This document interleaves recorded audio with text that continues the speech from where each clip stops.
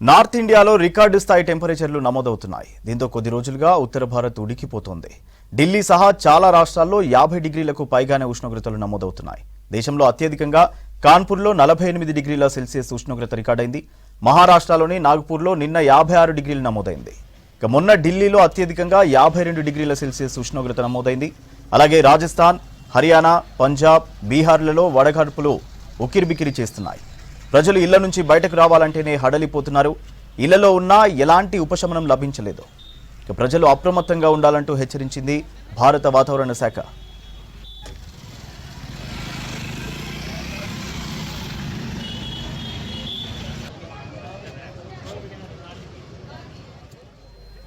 మరోవైపు వడగాడ్పుల దెబ్బకు ఒక్క రోజులోనే 40 మంది ప్రాణాలు కోల్పోయారు. వీరిలో 25 మంది ఎన్నికల సిబ్బంది, వీరిలో 15 మంది యూపీలో, 10 మంది బీహార్లో విధి నిర్వహణలో ఉన్నారు. వివిధ రాష్ట్రాల్లో జూన్ 8 వరకు పలు సంస్థలకు సెలవులు ప్రకటించారు.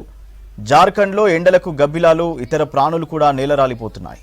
రానున్న 2 రోజుల్లో యూపీ, ఢిల్లీ, ఛత్తీస్గఢ్, హర్యానాలోని పలు ప్రాంతాల్లో దుమ్ము తుఫాను వచ్చే అవకాశాలున్నాయని వాతావరణ శాఖ అంచనా వేస్తోంది.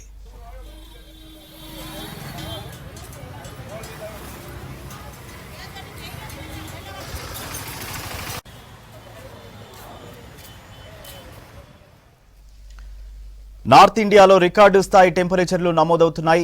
దీంతో కొద్ది రోజులుగా ఉత్తర భారత్ ఉడికిపోతోంది. ఢిల్లీ సహా చాలా రాష్ట్రాల్లో 50 డిగ్రీలకు పైగానే ఉష్ణోగ్రతలు నమోదవుతున్నాయి. దేశంలో అత్యధికంగా కాన్పూర్లో 48 డిగ్రీల సెల్సియస్ ఉష్ణోగ్రత రికార్డైంది. మహారాష్ట్రలోని నాగ్పూర్లో నిన్న 56 డిగ్రీలు నమోదైంది.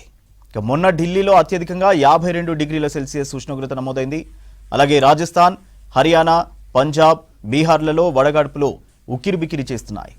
ప్రజలు ఇళ్ల నుంచి బయటకు రావాలంటేనే హడలిపోతున్నారు. ఇళ్లలో ఉన్నా ఎలాంటి ఉపశమనం లభించలేదు. ప్రజలు అప్రమత్తంగా ఉండాలంటూ హెచ్చరించింది భారత వాతావరణ శాఖ.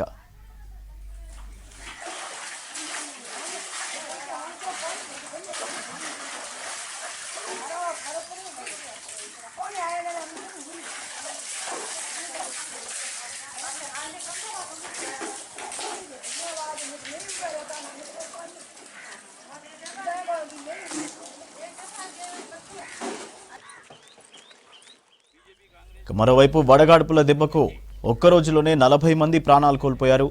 వీరిలో 25 మంది ఎన్నికల సిబ్బంది, వీరిలో 15 మంది యూపీలో, 10 మంది బీహార్లో విధి నిర్వహణలో ఉన్నారు.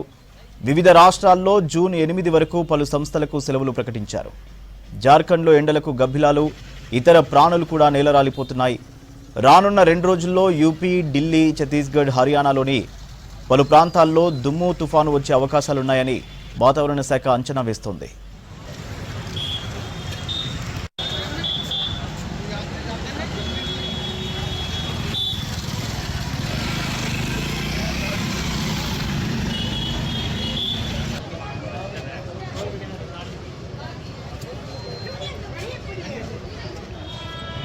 खराब है और बहुत तकलीफ आ रही गर्मी से, पर करे क्या। इसलिए जो भी आता है गन्ने का रस वाला छाछ वगैरह हम पी लेते हैं, और तरबूज भी बहुत तेज़ी से बिक रहा है गर्मी की वजह से। बहुत गर्मी है, बहुत नहीं। करीबन 11 बजे बाद से तो 5 बजे तक एक भी पब्लिक नज़र नहीं आती है, और ग्राहक भी कोई नहीं दिखते। इसलिए जरूरी काम से घर से बाहर निकल रहा है, छाछ वगैरह पी के गर्मी मिटाने की कोशिश कर रहे हैं। बीकानेर का तापमान बहुत भयंकर है कि यहाँ इस गर्मी में बाहर निकलना भारी पड़ रहा है। चारों तरफ जो हमारे अपने जीवन में इतनी गर्मी हमने नहीं देखी जितनी इस बार पड़ रही है। कहने को तो 50 डिग्री के आसपास टेम्परेचर है, लेकिन ये टेम्परेचर 50 प्लस है। सड़क जैसे आग उगल रही है, रास्ते में चल रहे हैं तो ऐसा लग रहा है जैसे जल रहे हैं। खड़ी खड़ी गाड़ियों में आग लग रही है, बाइक जल रहे हैं, इतनी बुरी हालत है कि पूछो मत। और आने वाले टाइम में अपना एक मनुष्य का बीकानेर शहर के अन्य शहरों में भी मनुष्य का रहना दुर्भर हो जाएगा। दुर्भर होने का कारण मनुष्य खुद है।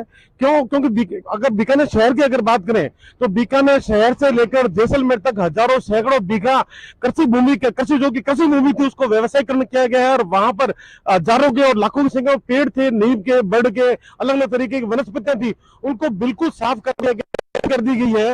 और वहां पर सोलर पैनल लगा दिए गए हैं। उस सोलर पैनल की वजह से तो गर्मी रिफ्लेक्ट होकर वापस इधर ही आ रही है, आ भी रही है, वापस रिफ्लेक्ट होकर यहीं पे रह रही है। उसी का प्रभाव है कि